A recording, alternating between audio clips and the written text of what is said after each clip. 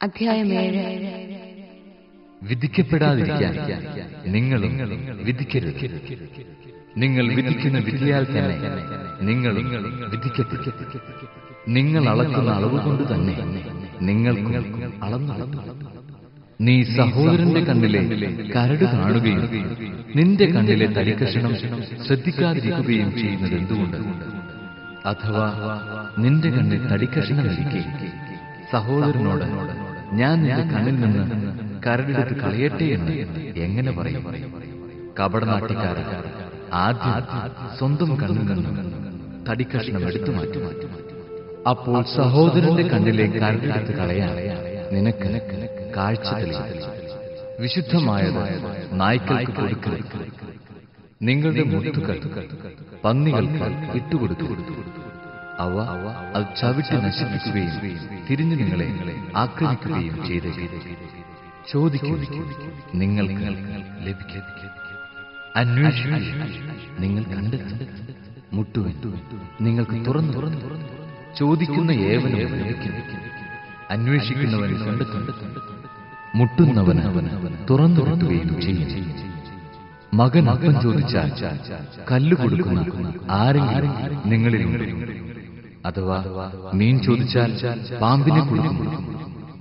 മക്കൾക്ക് നല്ല വസ്തുക്കൾ കൊടുക്കണമെന്ന് ദുഷ്ടരായ നിങ്ങൾ അറിയുന്നുവെങ്കിൽ നിങ്ങളുടെ സ്വർഗ്ഗസ്ഥനായ പിതാവ് തന്നോട് ചോദിക്കുന്നവർക്ക് എത്രയോ കൂടുതൽ നന്മകൾ നൽകും.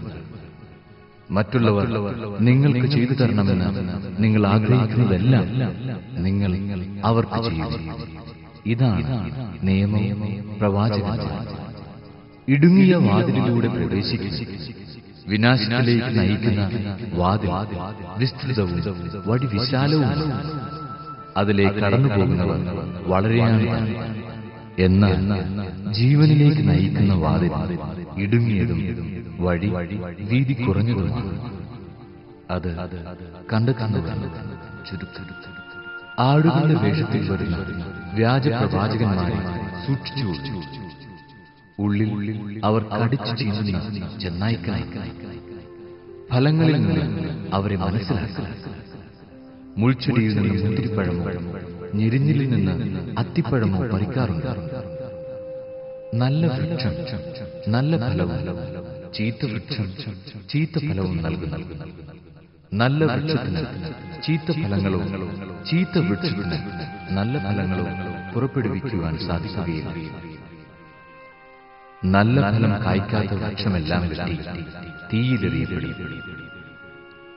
അവരുടെ ഫലങ്ങളിൽ നിന്ന് നിങ്ങൾ അവരെ അറിയും. കർത്താവേ, കർത്താവേ എന്ന് എന്നോട് വിളിച്ചപേക്ഷിക്കുന്നവനല്ല, എന്റെ സ്വർഗ്ഗസ്ഥനായ പിതാവിന്റെ ഇഷ്ടം നിറവേറ്റുന്നവനാണ് സ്വർഗരാജ്യത്തിൽ പ്രവേശിക്കുക. അന്ന് പലരും എന്നോട് ചോദിക്കും, കർത്താവേ, കർത്താവേ, ഞങ്ങൾ നിന്റെ നാമത്തിൽ പ്രവചിക്കുകയും നിന്റെ നാമത്തിൽ പിശാചുക്കളെ പുറത്താക്കുകയും നിന്റെ നാമത്തിൽ നിരവധി അത്ഭുതങ്ങൾ പ്രവർത്തിക്കുകയും ചെയ്തില്ലേ? അപ്പോൾ ഞാൻ അവരോട് പറയും, നിങ്ങളെ ഞാൻ ഒരിക്കലും അറിഞ്ഞിട്ടില്ല. അനീതി പ്രവർത്തിക്കുന്നവർ, നിങ്ങൾ എന്നിൽ നിന്ന് അകന്നു പോകും.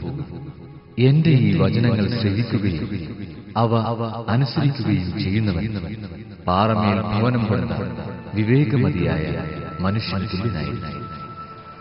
മഴ പെയ്തു, വെള്ളപ്പൊക്കമുണ്ടായി, കാറ്റു, അത് ഭവനത്തിന്മേലായിരിച്ചു. എങ്കിലും അത് വീണു. എന്തുകൊണ്ടെന്നാൽ അത് പാറമേൽ സ്ഥാപിതമായി. എന്റെ ഈ വചനങ്ങൾ കേൾക്കുകയും എന്നാൽ അത് അനുസരിക്കാതിരിക്കുകയും ചെയ്യുന്നവൻ മണൽപ്പുറത്ത് ഭവനം പണിത ഭോഷനായിരിക്കും. മഴ പെയ്തു, വെള്ളപ്പൊക്കമുണ്ടായി, കാറ്റു, അത് ഭവനത്തിന്മേലായിരിച്ചു. അത് വീണു. അതിന്റെ വീഴ്ച വലുതായി. യേശു ഈ വചനങ്ങൾ അവസാനിപ്പിച്ചപ്പോൾ ജനാവലി അവന്റെ പ്രബോധനത്തെപ്പറ്റി വിസ്മയിച്ചു. അവരുടെ നിയമജ്ഞരെ പോലെയല്ല, അധികാരമുള്ളവനെ പോലെയാണ് അവൻ പഠിപ്പിച്ചത്. അധ്യായം 8.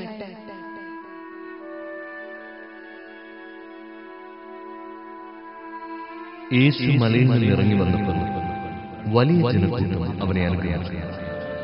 അപ്പോൾ ഒരു കുഷ്ഠരോഗി അടുത്തു വന്നു താണു കർത്താവേ, അങ്ങേക്ക് മനസ്സുണ്ടെങ്കിൽ എന്നെ ശുദ്ധനാക്കാൻ കഴിയും.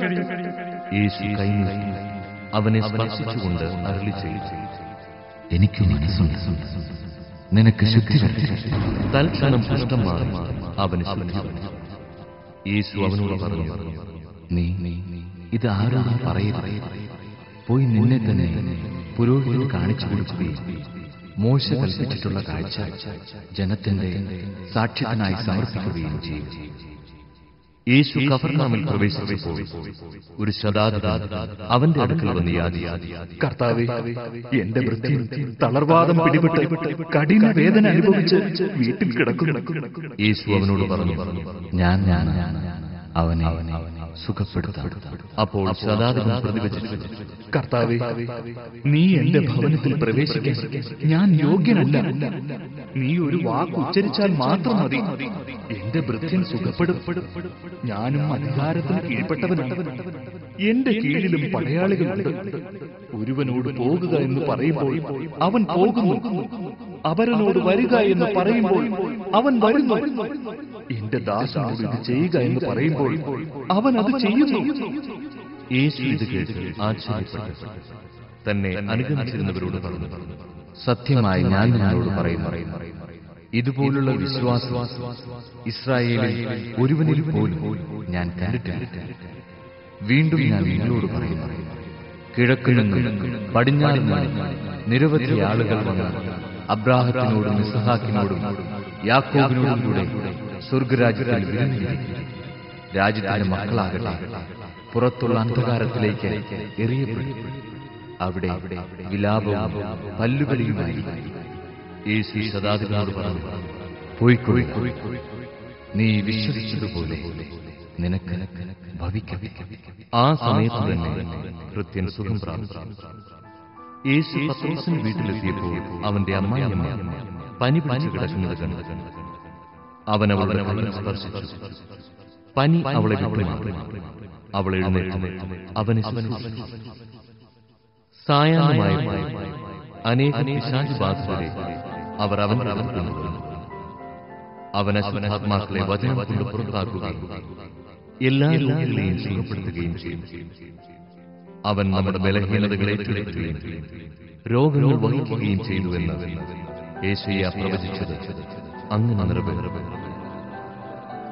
തന്റെ ചുറ്റും പുരുഷാരം കൂടുന്നത് കണ്ടപ്പോൾ മറുകരയ്ക്ക് പോകാൻ യേശു കൽപ്പിച്ചു.